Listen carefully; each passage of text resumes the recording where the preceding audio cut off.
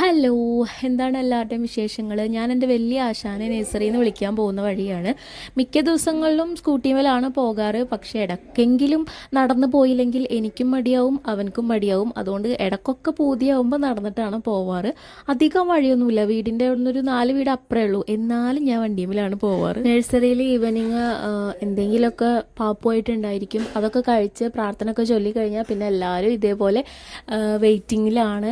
ഇന്ന് ഇവനാണ് ലാസ്റ്റ്. ഞാൻ കുറച്ച് ലേറ്റായി, അപ്പോൾ അതുകൊണ്ട് ഇവനാണ് ലാസ്റ്റ്. മിക്ക ദിവസവും അവൻ അവിടെ നിന്ന് എന്തെങ്കിലുമൊക്കെ കഴിക്കാറുണ്ട്. അതായത് ഉപ്പുമാവാണെങ്കിൽ കഴിക്കും, പക്ഷേ അതുകൊണ്ട് പായസം ഉണ്ടാക്കിയാൽ അവൻ കഴിക്കില്ല. അപ്പോൾ അത് വീട്ടിൽ വന്നെന്ന് വെച്ചെങ്കിൽ അവൻ എന്താണ് നഴ്സറിയിൽ നിന്ന് കഴിച്ചത്, കനമായിട്ട് കഴിച്ചിട്ടുണ്ടോ അതോ കഴിച്ചിട്ടില്ലേ എന്നതിനനുസരിച്ചാണ് ഞാൻ വീട്ടിൽ വന്നാൽ എന്തെങ്കിലുമൊക്കെ കൊടുക്കുക. ഇന്ന് നഴ്സറിയിൽ നിന്ന് ഉപ്പുമാവ് കഴിച്ചിട്ടാണ് വന്നിട്ടുള്ളത്. അപ്പോൾ അതുകൊണ്ട് ഞാൻ ചെറിയൊരു ഷേക്ക് ഉണ്ടാക്കി കൊടുക്കാം. ഞാൻ സാധാരണ ക്യാരറ്റ് പുഴുങ്ങിയിട്ട് ഇതുപോലെ ഫ്രീസറിൽ വെക്കാറുണ്ട്. അത് ചെറിയ ആൾക്കും വലിയ ആൾക്കും രണ്ടാൾക്കും കൊടുക്കാൻ വേണ്ടിയിട്ട് തന്നെയാണ്.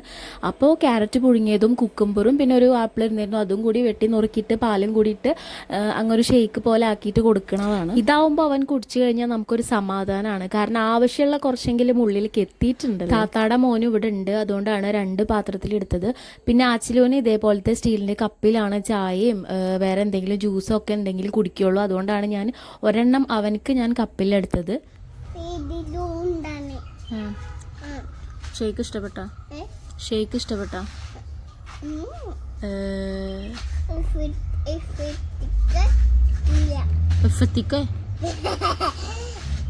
ഇത് ഇഷ്ടപ്പെട്ടാന്ന്?